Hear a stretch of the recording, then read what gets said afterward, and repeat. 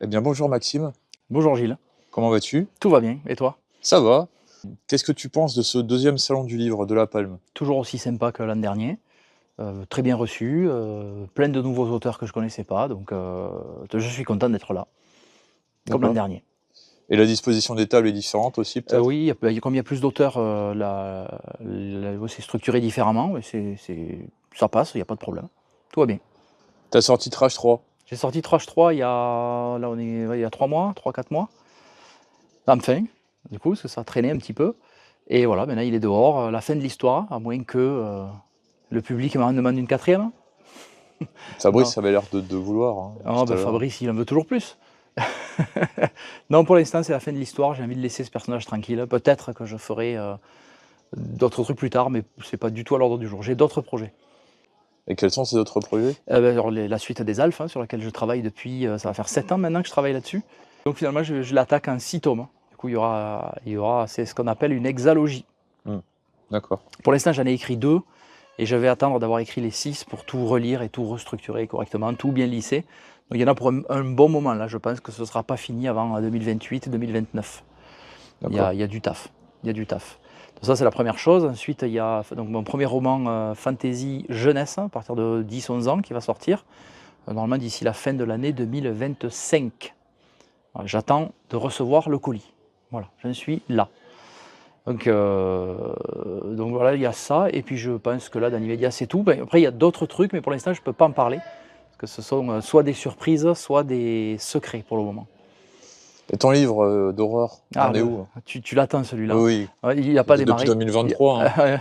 Oui, ça fait un moment que je l'ai en projet, mais regarde, la suite du sang des Alphes, ça fait 7 ans que je bosse dessus, je commence à peine. Enfin, j'en ai écrit 2 cette année, après je vais quand même assez vite quand je les écris, mais ça a mis 7 ans à être mûri. Et ben là, ce bouquin d'horreur-là, il mûrit toujours dans ma tête, mais il y a d'autres trucs qui se présentent avant. Et pour l'instant, j'ai pas le plan qui me donne le déclic, tu vois. J'arrive à faire des plans, mais ça me convient pas encore complètement. Donc il n'a pas démarré. Donc voilà les actualités et les projets. D'accord. Mais je peux pas tout dire pour le moment. Quand sur ton stand, Mhm. quelle est ton approche pour les visiteurs? Pour Alors déjà, représenter ton univers? Déjà, je vais attendre qu'ils approchent eux, Hmm. surtout. Je vais pas aller les chercher s'ils sont Eh ailleurs, hein. toi! Oh, achète pas lui là-bas. Non, non, j'attends qu'ils approchent, qu'ils manifestent un minimum d'intérêt. Et ensuite, mon univers, il y en a plusieurs, hein, univers du coup. Donc, dans un premier temps, je leur explique dans quel genre pourraient se classifier mes livres.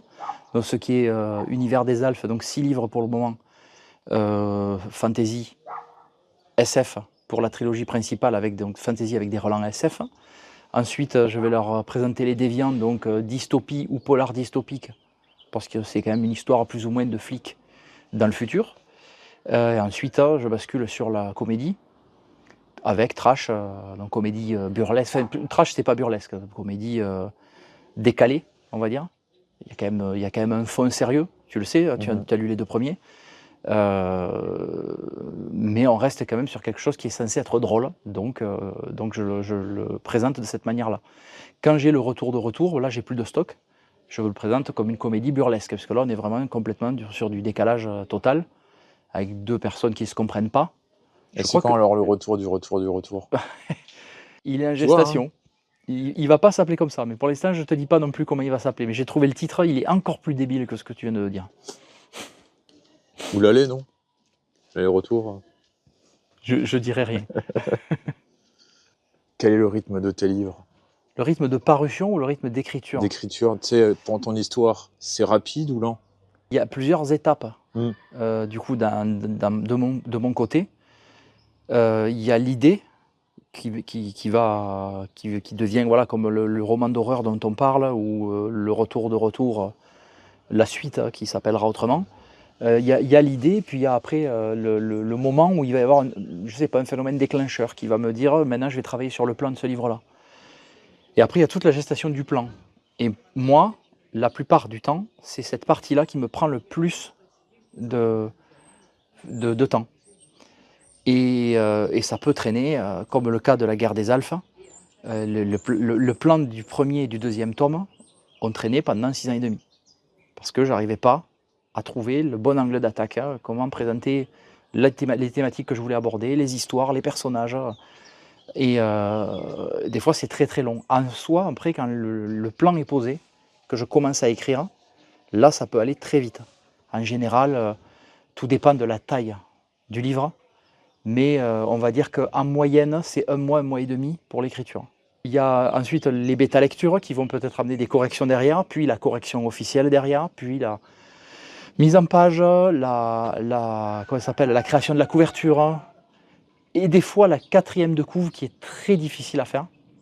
Ça paraît pas, mais parce que quand tu as écrit 500 pages, tu te dis une quatrième de couve, c'est super simple, mais en fait, il ne faut pas faire un résumé, il ne faut pas spoiler, il faut être suffisamment énigmatique pour donner envie sans trop en révéler. Des fois, c'est un jeu d'équilibriste qui parfois me fatigue plus que le mois et demi d'écriture.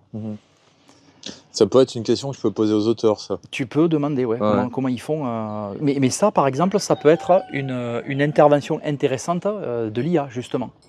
De demander à une IA d'aider sur une quatrième de couve.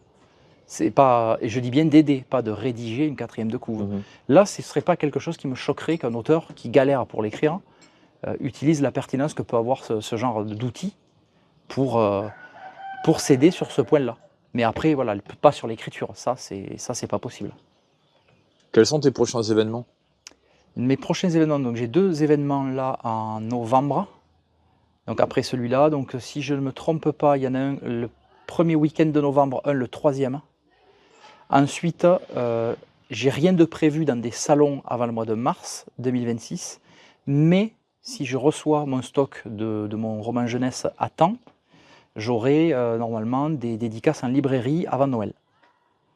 Ça reste à confirmer dès que j'aurai plus de détails sur le stock. Pour l'instant, je n'ai pas de date prévue, de date claire de livraison. Donc, j'ai rien confirmé dans les librairies en question qui attendent juste mon feu vert. Quel message aurais-tu pour les orgas d'aujourd'hui? Déjà, je les remercie encore une fois de recevoir des auteurs comme nous, puisqu'on n'a pas forcément d'autres biais pour parler de nos livres.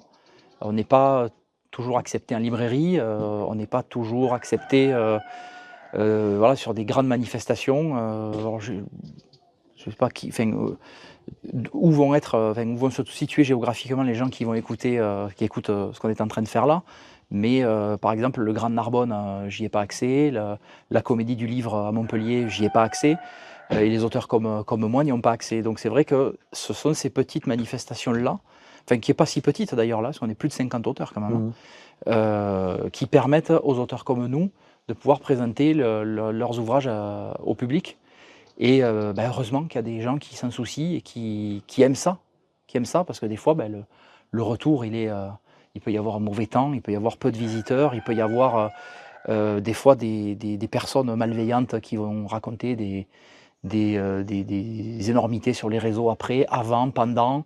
Il y a tellement de choses à gérer avec le caractère humain, je t'apprends rien avec ça, que je me dis que c'est hyper courageux, hyper sympathique de leur part de nous recevoir comme ça, avec le café en plus, le petit gâteau le matin, le food truck pour midi. Parce que le gars est venu que pour nous. Le food truck est venu pour les auteurs et pas en n'ayant même aucune certitude que tous les auteurs viendraient manger à son camion. Donc voilà, je remercie là, du coup, tous les organisateurs et particulièrement Emmanuel, puisque c'est par elle que je suis passé. Et puis qu'ils continuent, tant qu'ils auront la foi, qu'ils continuent ce genre de choses. Et merci déjà à eux et à toutes les personnes qui organisent ce genre de salon et qui le font de manière bienveillante. Je dis ça parce qu'on sait, toi et moi, qu'il y a des salons qui sont organisés pour se faire du pognon sur le dos des auteurs. Là, c'est pas le cas. Il y en a pas beaucoup, des salons comme ça. Mais voilà, là, c'est pas le cas. Eux, ils aiment ça. Ça se voit en plus. Et je ne peux pas dire mieux que merci et continuez. Qu'est-ce que vous aurez rajouté comme autre message? Lisez mes livres. Et merci beaucoup de nous avoir écoutés. Merci à toi.